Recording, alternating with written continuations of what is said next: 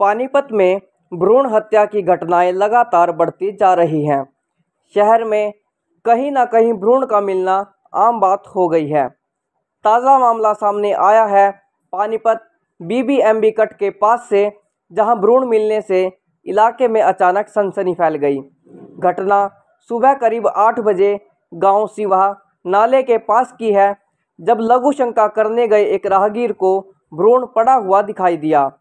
भ्रूण के नीचे का हिस्सा गायब था, जिसके चलते आशंका यह जताई जा रही है कि भ्रूण को नाले में फेंकने वाले ने भ्रूण की पहचान छिपाने की कोशिश की है, ताकि इस बात का पता ना चल सके कि वह लड़का है या लड़की।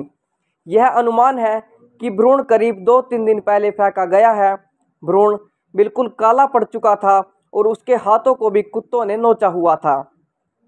वहीं नीचे का हिस्सा न होने के कारण डॉक्टर भी भ्रूण का लिंग नहीं बता पाए। डॉक्टरों का यही कहना है कि यह लड़का है या लड़की, सब पोस्टमार्टम रिपोर्ट के बाद ही स्पष्ट हो पाएगा। वहीं समाज सेविका सविता आर्या ने कहा कि यह हमारा दुर्भाग्य है कि पानीपत में इस प्रकार की घटनाएं बढ़ती जा रही हैं। प्रधानमंत्री मोदी ने बेटी बचाओ बेटी पढ़ाओ अभियान की शुरुआत पानीपत से ही की थी, लेकिन फिर भी शहर में लिंगानुपात बढ़ता जा रहा है। पानीपत में लगभग 50 से ज़्यादा नवजात शिशु व भ्रूण मिल चुके हैं, लेकिन इन मामलों में आरोपियों पर अभी तक कोई भी कार्रवाई नहीं हुई है। इसलिए ऐसे लोगों के हौसले बुलंद हैं।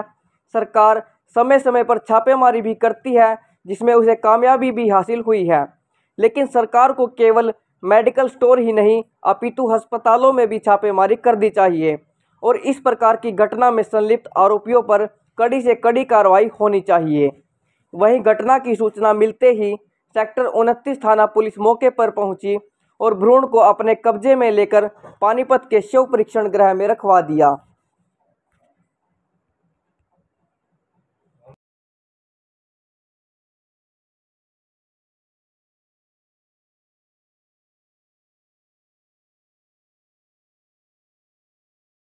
लोग साहब एक पुलिस भ्रूण लेके आई है, किस कंडीशन में है और कब, किस तरह, क्या लगता है उसको कोई निशान पहचान छुपाने की कोशिश की? नहीं, ऐसा तो कुछ नहीं है। पुलिस वाले एक अननोन फीटस लेके आए हैं बीबीएमबी कट के पास से। बाकी उसका नीचे का पोर्शन नहीं है बच्चे का, तो उसका सेक्स वगैरह नहीं बता पाएंगे कि क्या है। आगे पोस्टमार्टम ही पता चलेगा डिटेल। पर ये है कि बॉडी की हालत देख के लगता है कि हाँ 1-2 दिन हो गए हैं बच्चे को डाले हुए, जो भी डाल के गए हैं उनको। तो क्या कुछ खा रखा, किसी ने नोच रखा है? क्लियर नहीं है पिक्चर ना अभी बेबी की। आगे डिटेल तो पोस्टमार्टम ही पता चलेगी। कहाँ से मिला, उनको कुछ बताया उन्होंने? बीबीएमबी कट के पास से, जीटी रोड पे नाले के पास से। हाँ जी। सविता जी, आप यहाँ पहुँचे हैं, क्या कुछ जानकारी मिली? एक भ्रूण मिला है आज। फिर ये दुर्भाग्य हमारे पानीपत का कि हर रोज़ कहीं ना कहीं कोई ना कोई ऐसी घटना मिलती है, चाहे नवजात को जन्म दे के फेंक देते हैं या भ्रूण हत्या, ये बंद नहीं हो रही है। यहाँ से 7 साल पहले आपको पता है कि माननीय प्रधानमंत्री जी ने 22 जनवरी 2015 को बेटी बचाओ बेटी पढ़ाओ अभियान की शुरुआत राष्ट्रीय स्तर पर यही पानीपत की धरती से की थी। क्यों की थी? क्योंकि उस समय हरियाणा सबसे नीचे था और हरियाणा में पानीपत का जो लिंग अनुपात है वो सबसे नीचे था, इसीलिए पानीपत की धरती से ये अभियान चलाया गया था। 2016 में भी हम 17वें स्थान पे थे और 17 में जो है हम दूसरे स्थान पे पहुँचे, 18 में फिर हम 17वें स्थान पे पहुँचे, फिर कभी दूसरे पे कभी तीसरे पे, इस तरीके से चलते रहे। और अभी हम पीछे हम 3 महीने पहले भी हम जो है तीसरे स्थान पे थे और वहाँ से हम 10वें स्थान पे पहुँच गए। ये हमारा दुर्भाग्य है कि 1000 लड़कों पे आज 925 लड़कियाँ हैं। ये कहीं ना कहीं मैं ये बताऊंगी कि सरकार की ये कमी है कि जो जागरूकता अभियान है वो चलाने की बहुत ज़रूरत है, क्योंकि आज भी लोगों की जो सोच है वो नहीं बदली है।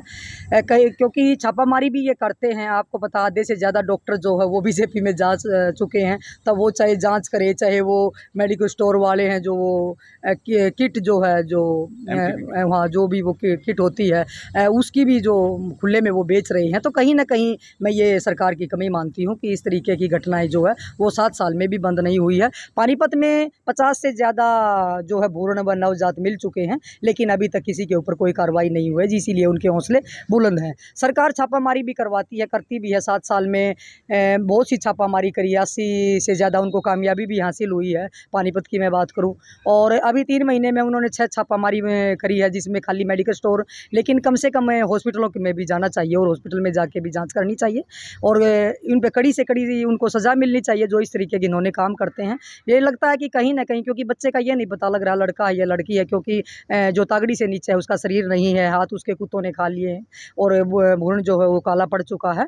कहीं ना कहीं ये पाप छुपाने की कोशिश करी गई है। कि आपको पता ही है कि पीछे भी एक अविवाहित बेटी ने ऐसे ही जन्म देके बच्चे को फेंक दिया था, वो तो तुरंत मौके पे लोगों ने संभाल लिया, नहीं तो आज उसकी भी यही हालत होती जो आज इस भ्रूण की है।